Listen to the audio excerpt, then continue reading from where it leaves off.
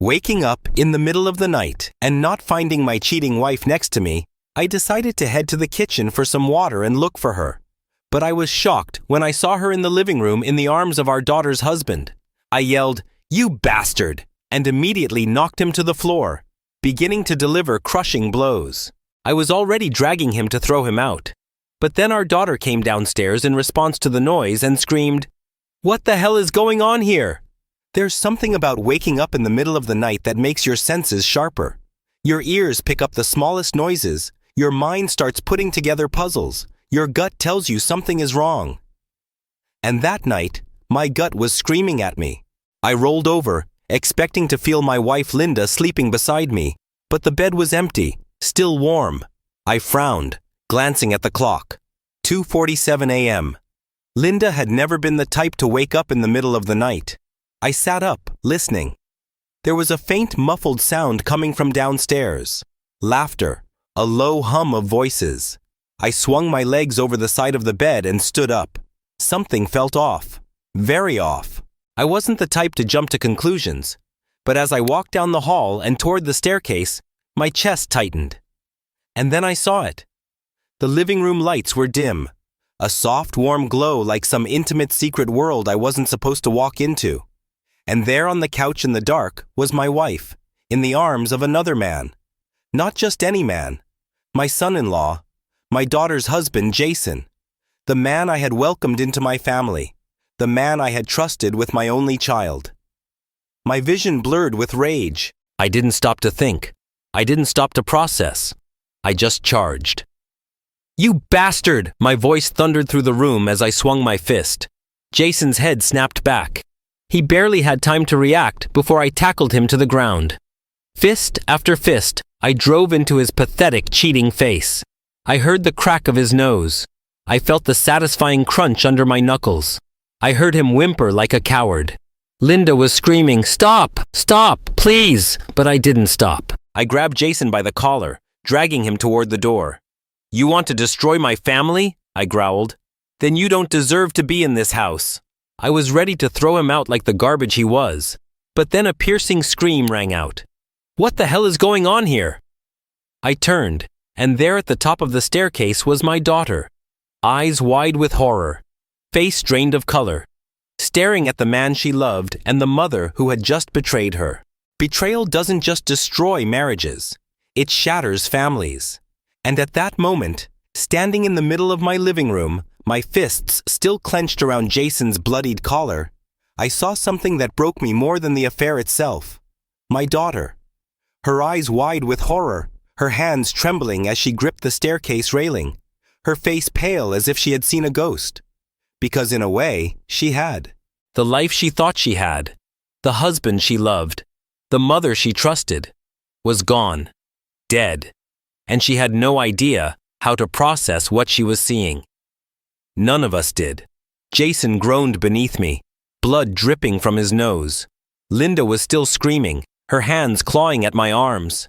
"Stop, please! It's not what you think!" I whipped around, my rage turning to her. "Not what I think?" My voice was cold, sharp. "Then tell me, Linda, what exactly am I seeing?" She opened her mouth, then closed it, because there was nothing she could say to make this better. No excuses, no lies, no way out. And our daughter, she just stood there, frozen, waiting, needing someone to explain why her entire world was crumbling before her eyes. "Dad?" Her voice finally came, small, broken. I turned to her, my chest tightening. I don't understand," she whispered, shaking her head. "Why are you fighting Jason?" Jason, the coward, tried to use her confusion to his advantage. "Babe, listen," he choked out, wiping the blood from his mouth. "Your dad is overreacting. I yanked him up by his shirt, slamming him into the wall. "Overreacting?" I hissed. "You were just making out with her mother on my couch, you son of a—" My daughter gasped. Her knees buckled, and just like that, she understood. The betrayal hit her like a knife to the gut. She stumbled backward, shaking her head violently. No, that's not possible. Mom?" She looked at Linda, begging her to deny it. Linda opened her mouth, then froze, because what could she say? She was caught. So instead, she cried pathetic, guilty tears that did nothing to fix the damage she had done. You were with my husband?" My daughter's voice was barely above a whisper. Linda reached out. "Sweetheart, don't touch me!" Her scream shattered the air. Linda flinched like she had been physically slapped. "And Jason?" The idiot still tried to defend himself. "Listen, babe," he stammered, desperate. "It was a mistake. It didn't mean anything. We can move past this." My daughter laughed. A cold, bitter, broken laugh. "A mistake?" Her voice trembled with rage. Then, before anyone could stop her, she grabbed the nearest lamp from the table and hurled it at him. Jason barely dodged it, the glass shattering against the wall. "Get the hell out of my house!" she screamed. But Jason, he didn't move, and I realized with growing fury that he still thought he could fix this. Like he could just talk his way out of this nightmare. Like my daughter was just another fool to manipulate. But he had no idea what was coming next. Because this wasn't just a family falling apart. This was a war. And I was about to make sure Jason and my cheating wife lost everything. Jason thought he could talk his way out of this. Linda thought she could cry her way out of this. But some betrayals, there's no coming back from them. And I was about to make sure they felt every ounce of pain they had caused. "Get the hell out of my house!" My daughter's voice still echoed through the room. Jason, the coward, had his hands up, trying to calm her down. "Baby, please, let's talk." Crack. I punched him again, harder. He stumbled back, crashing into the coffee table. Linda screamed, running to him. "Jerry, stop! You're going to kill him!" I didn't care. He deserved worse. But my daughter, she stepped between us. Her hands were shaking. Her face was a mix of rage and heartbreak. "Dad," her voice was firm, steady. "Don't waste another punch on him. He's not worth it." I clenched my fists, my breath heavy. Then I nodded because she was right. Jason was already a dead man walking, and I had a much better way to destroy him. "Get your things and leave," I growled. Jason wiped his bloody mouth, still pathetically trying to think of an excuse. "I have nowhere to go," he muttered. "Not my problem." He looked at my daughter, his last hope. "Babe, please." Slap! My daughter hit him so hard his head snapped to the side. Then she pointed at the door. "Get out!" Jason hesitated. Then finally, he stumbled to his feet and ran like the coward he was. And just like that, my daughter's marriage was over. But Linda, she was still standing there, and I had unfinished business with her. Linda wiped her tears, looking at me like a wounded animal. "Jerry, I made a mistake." I laughed, a sharp, cold laugh. "No, Linda, you made a choice." She took a step closer. "Please, we can fix this." My daughter spoke first.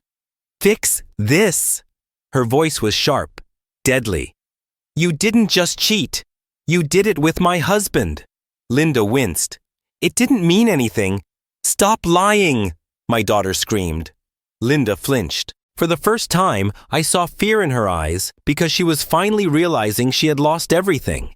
I walked to the kitchen table, grabbed a folder, and tossed it onto the couch. Linda frowned. "What's this?" she asked. "Divorce papers," I said flatly. Her breath hitched. You already had these?" I smiled. "No, I printed them an hour ago." Her face collapsed. "Jerry, please don't do this." I grabbed my car keys. "You have 24 hours to pack your things and leave." After that, I changed the locks. Her hands trembled. "Where am I supposed to go?" I shrugged. "Not my problem." And then I walked out, because I was done with her forever. Linda thought I would forgive her. Jason thought he could walk away.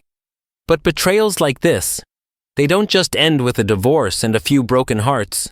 No, they deserve ruin. And I wasn't just going to walk away quietly. I was going to make sure Jason felt the weight of every punch I didn't throw. And Linda, she was going to realize what it's like to be truly alone. After Jason left, I knew exactly where he would go. His only option was his parents' house. I had always been on good terms with them, but now I was about to destroy that relationship. I picked up my phone and dialed his father, Frank. He answered on the first ring. "Hey Jerry, it's late. Everything okay?" I took a deep breath. "No, Frank, it's not." Then I told him everything. How Jason had cheated on my daughter. How he had done it with my wife. How I caught them in my own damn living room. Frank went silent.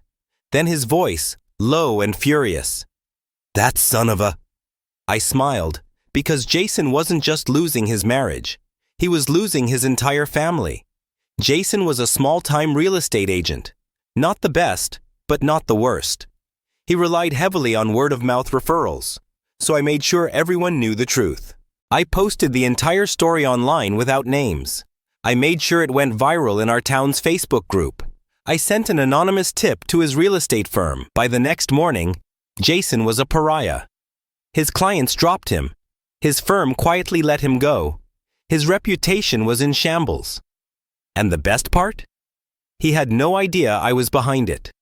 The day Linda moved out, she tried one last time to fix things.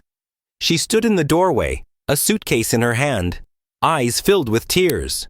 "Jerry, do you really want to end things like this?" I folded my arms. "Linda, you slept with our daughter's husband." She winced. "It was a mistake. It was a choice," I corrected. She took a shaky breath. "Where am I supposed to go?" I shrugged. "Not my problem." Then I closed the door in her face, and just like that, she was gone for good. Jason lost his wife, his career, and his reputation. Linda lost her family, her home, and her dignity. My daughter, she filed for divorce immediately. And me? I started over, rebuilt my life, found someone who actually deserved me, never looked back. Because sometimes the best revenge isn't destroying them. It's making sure they know you never needed them in the first place. Was this revenge justified, or did it go too far? Drop your thoughts in the comments below. We want to hear your take. And if you love jaw-dropping pro-revenge stories, make sure to hit that subscribe button and smash the like for more thrilling tales you won't want to miss. Every like, share, and subscription means the world to us. It helps us keep bringing you the stories you crave. Your support truly makes a difference. Thank you so much for being part of our community.